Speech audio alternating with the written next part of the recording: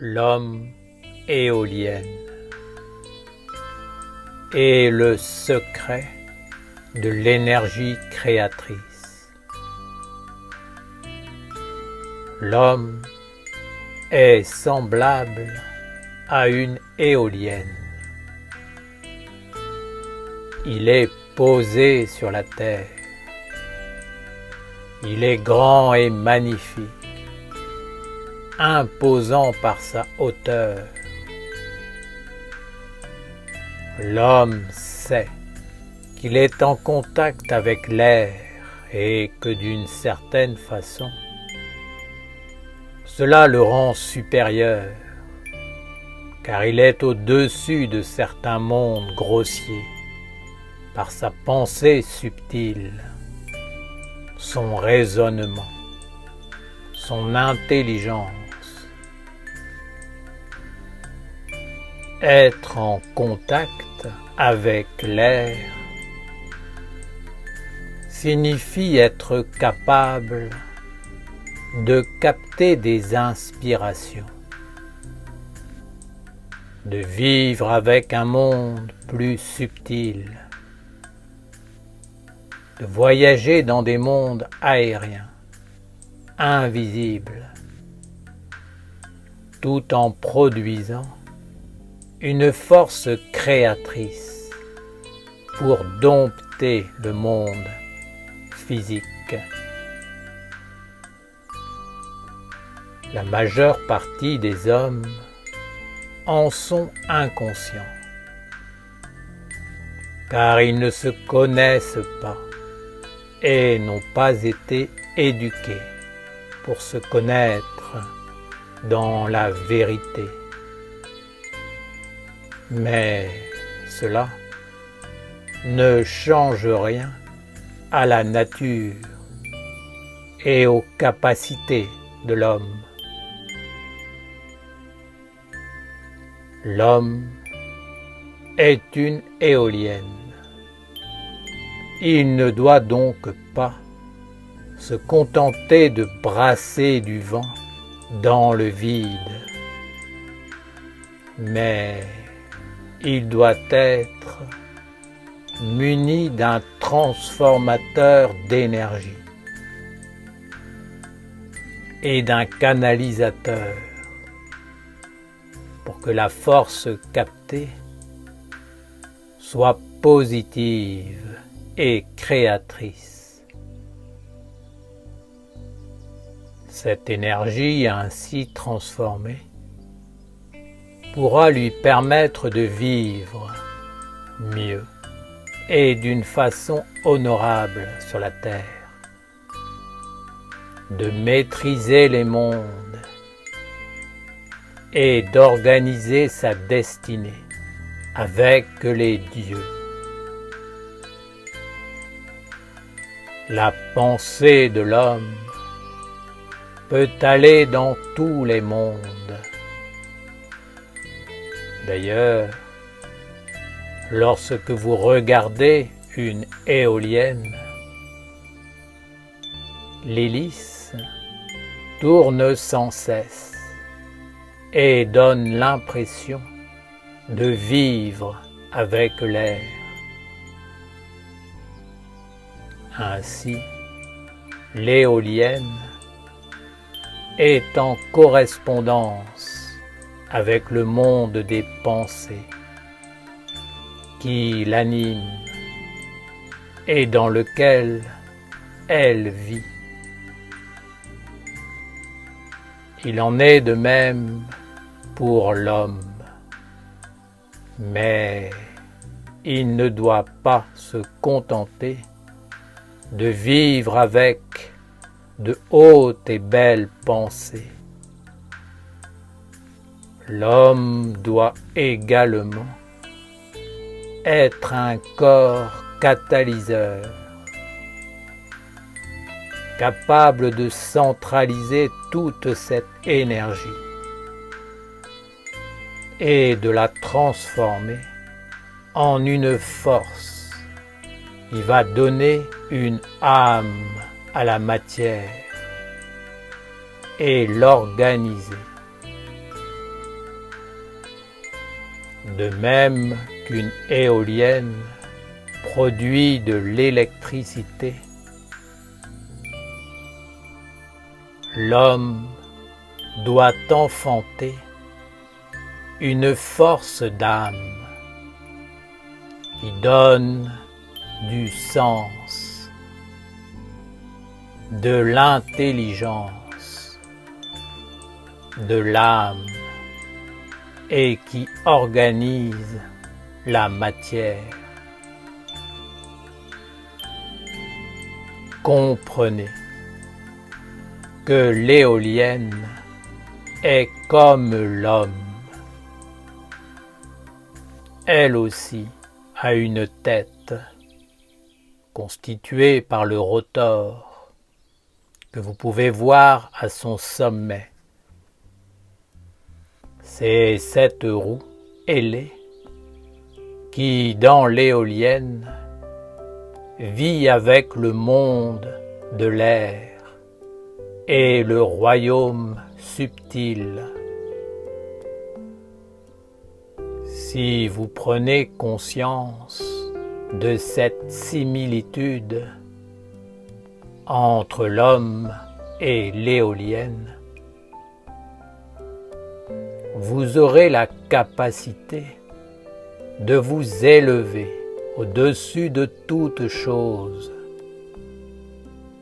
et de vivre dans un autre monde. Ensuite, il y a ce qui correspond au pied, qui ancre l'homme sur la terre. Dans l'éolienne, les pieds sont représentés par tout l'appareillage qui lui permet d'être un centralisateur, condensant l'énergie captée et la transformant en une force disponible, réelle, agissante. Dans l'éolienne, cette force a un but qui a été clairement pensé,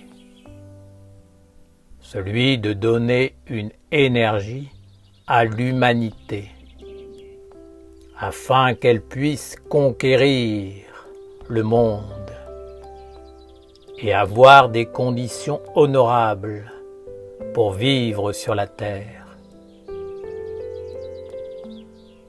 L'homme doit être en tout point semblable à l'éolienne. Il doit être éveillé dans le monde de la pensée, sans s'y perdre. Son corps doit être formé comme un catalyseur, afin de pouvoir capter ce qui se passe dans le monde de l'air et de le condenser pour le transformer en une énergie créatrice.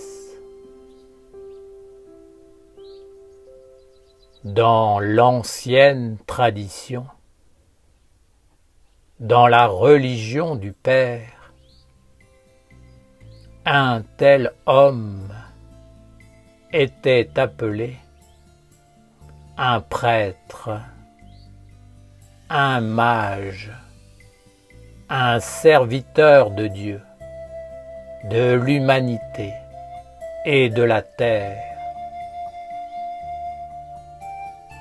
Il est nécessaire qu'un tel cercle de prêtres soit constitué sur la terre pour prendre soin de la maison de Dieu. Seul un cercle de prêtres parfaitement initiés peut gouverner la terre dans la pureté du service à Dieu et dans l'intelligence parfaite.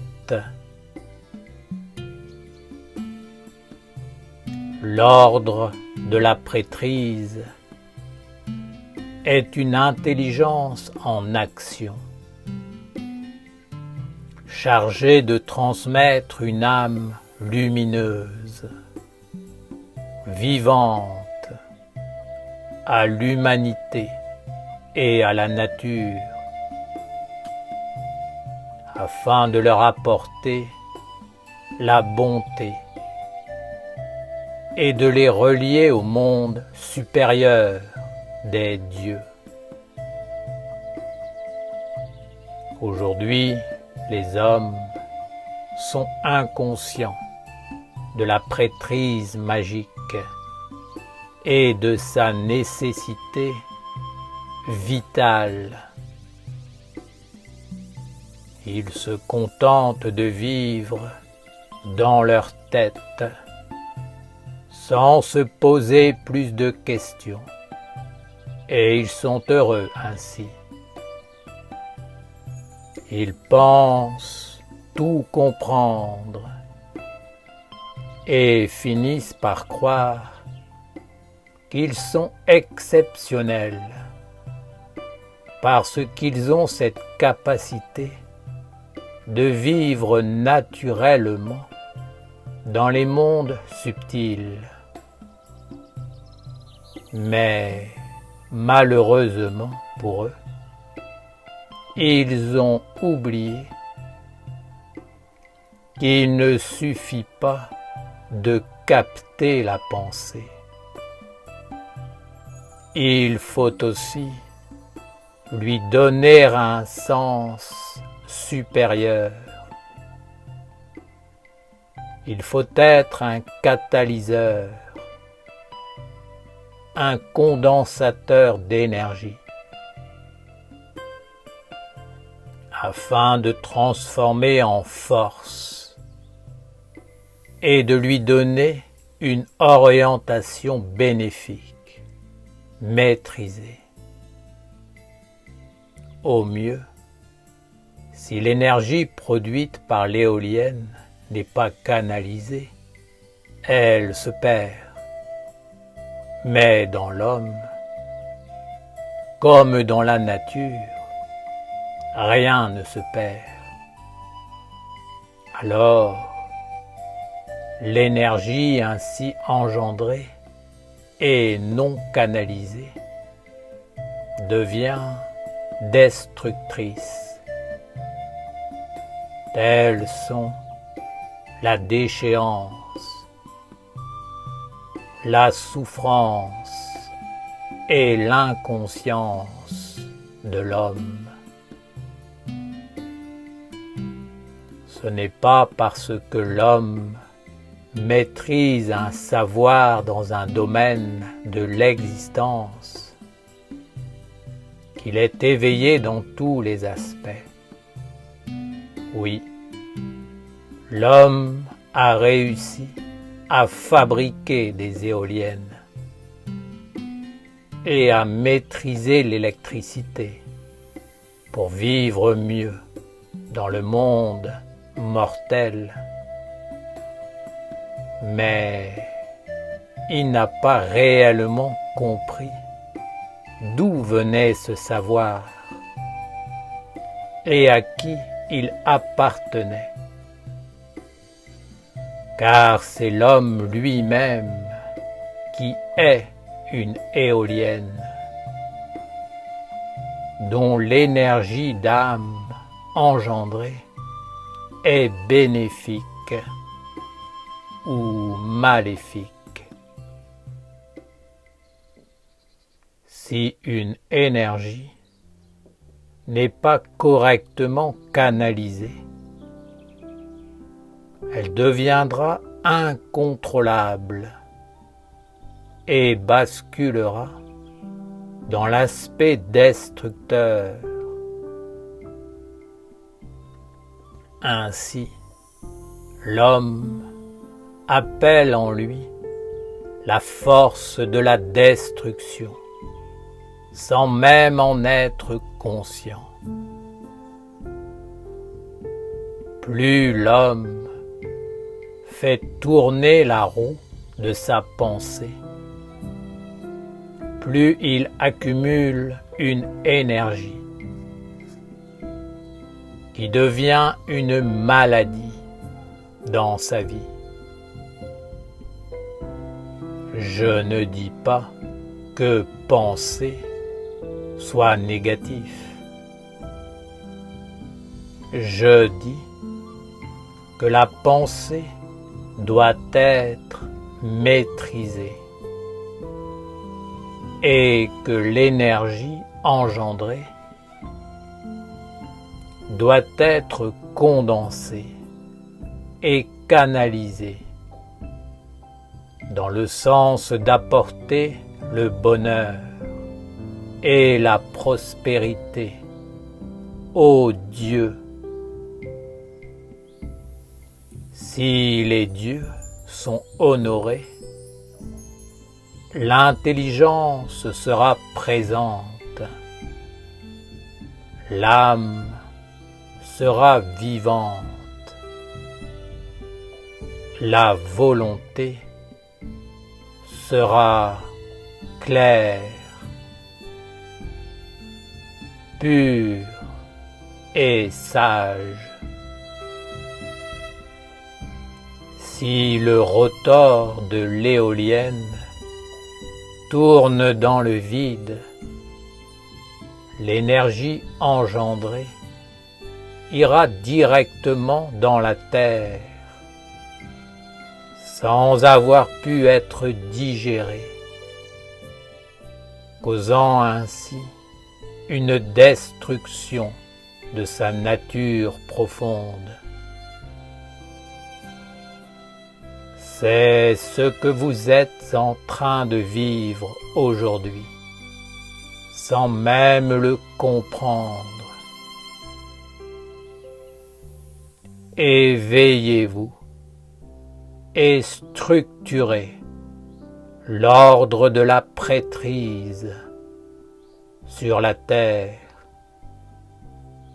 pour entrer dans le vrai savoir,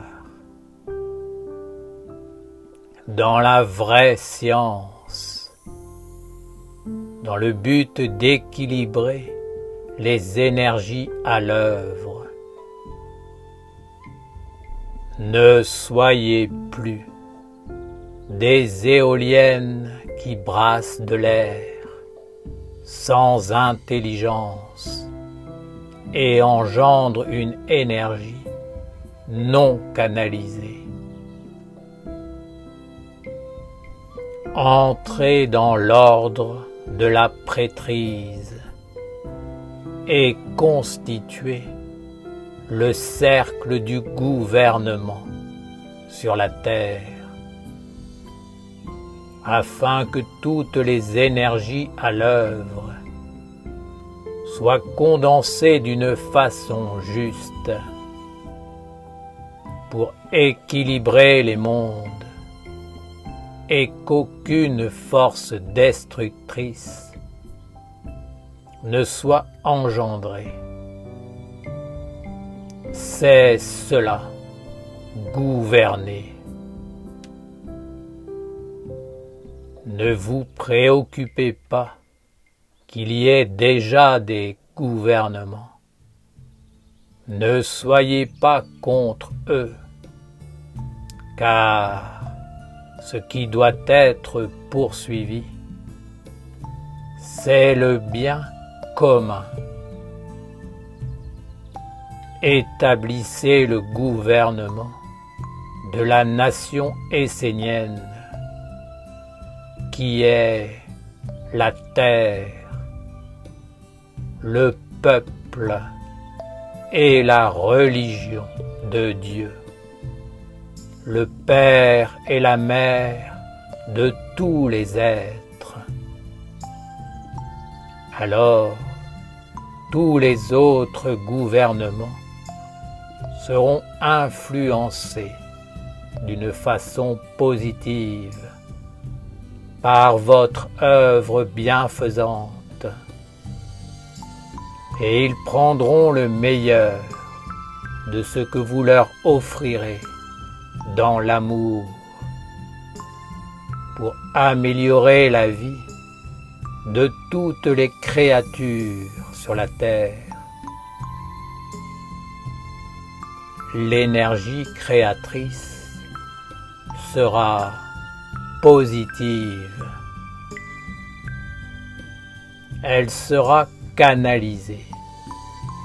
Elle apportera l'abondance, la prospérité, la richesse dans tous les mondes de l'Alliance.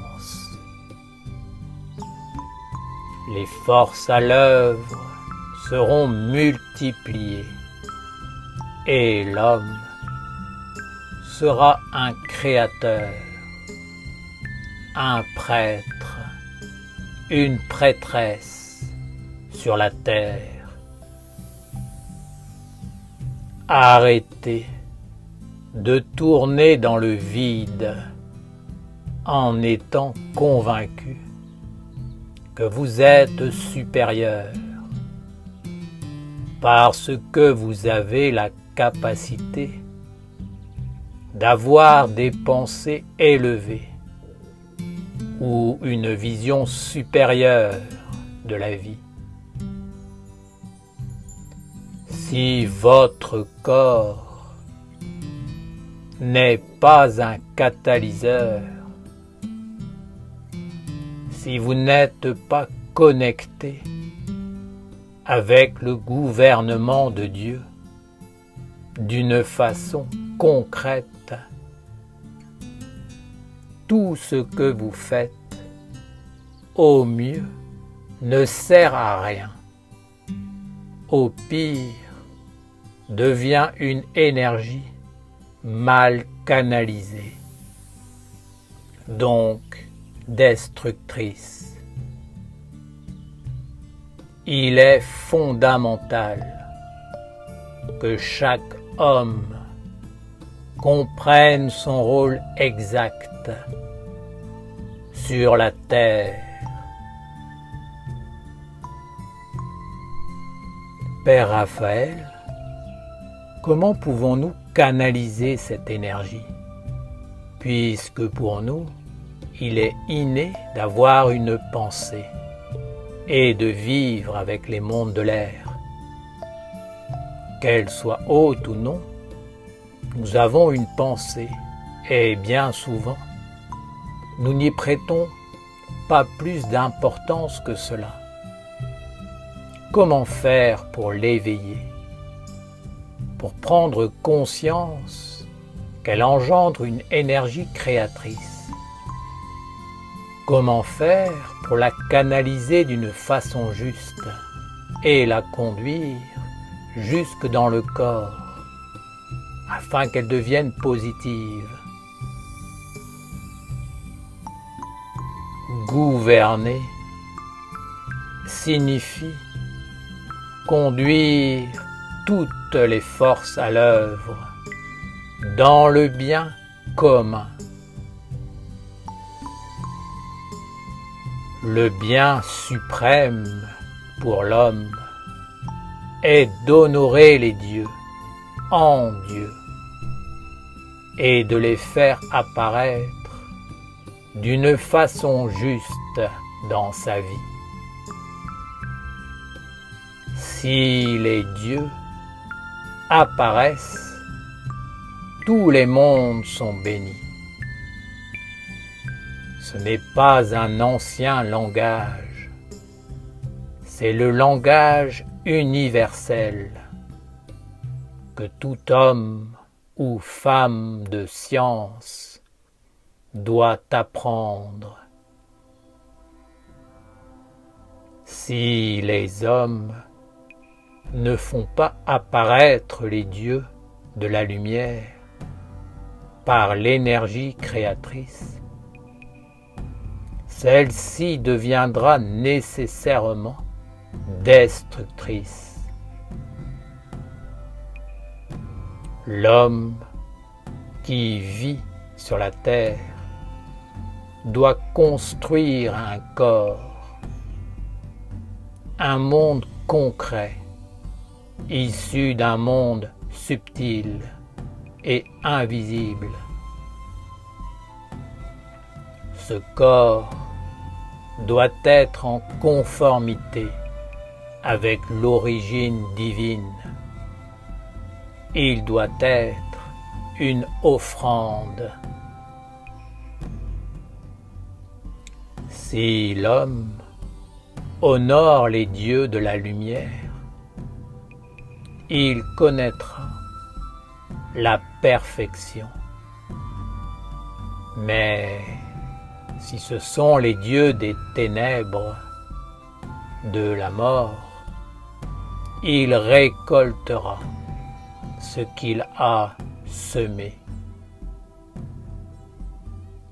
Si l'homme conduit les énergies à l'œuvre dans la confusion et l'extinction des mondes, jamais il ne pourra rencontrer les dieux immortels, ni connaître son être véritable.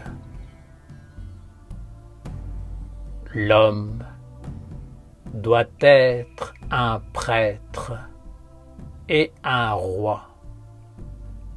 Et pour cela, il doit être initié et éduqué. Un prêtre est un être qui sait s'orienter dans les mondes subtils.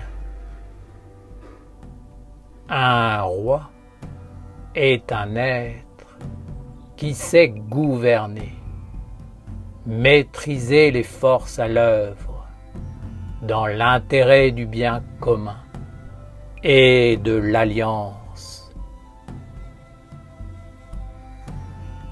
L'ordre des prêtres et rois est constitué par l'alliance d'amour des hommes et des femmes éveillés pour établir le gouvernement parfait sur la terre et pour faire apparaître le corps de Dieu et des dieux. Si Dieu a donné la pensée à l'homme, ce n'est pas pour qu'il pense sans intelligence, sans consistance, mais bien pour qu'il puisse aller chercher des idées supérieures, divines, dans les mondes subtils. Par sa pensée, l'homme devient un prêtre,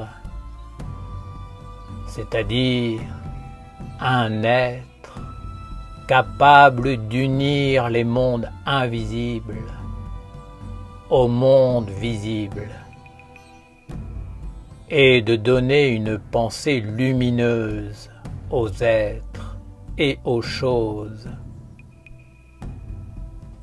Une pensée est une âme. Dieu n'a pas offert cette capacité à l'homme simplement pour qu'il puisse penser, mais pour capter des mondes supérieurs, afin de construire un monde, de faire apparaître la divinité. Le rôle du prêtre est de choisir l'idée de Dieu et de canaliser sa pensée sur elle, afin qu'elle devienne une force, une énergie positive pour la communauté, pour l'humanité et la terre.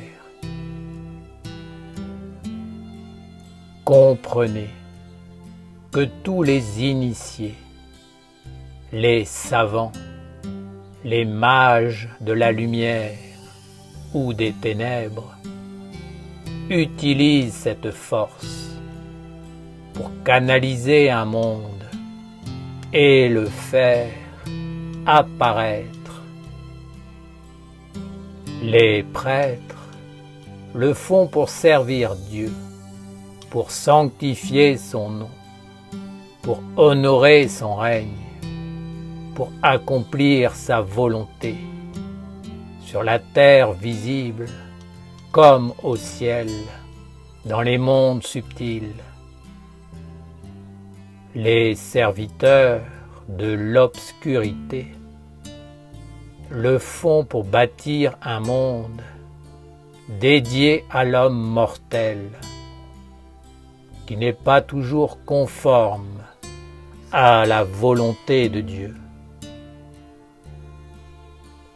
Éduquez-vous et apprenez à regarder le monde tel qu'il est, et non pas tel que vous pensez qu'il est. Multitudes sont les hommes sur la terre qui, semblables à des éoliennes, tournent sans cesse en rond pour engendrer une énergie dont ils ne connaissent rien. Cette énergie est alors utilisée pour alimenter un monde dont ils sont inconscients et qui, malheureusement pour eux, les dépossède de leur être véritable et les conduit en esclavage. Éduquez-vous, devenez des prêtres et rois de la religion essénienne. Devenez des hommes et des femmes véritables. Un monde complet, avec une tête, un corps et une multiplication des pains pour les dieux et l'alliance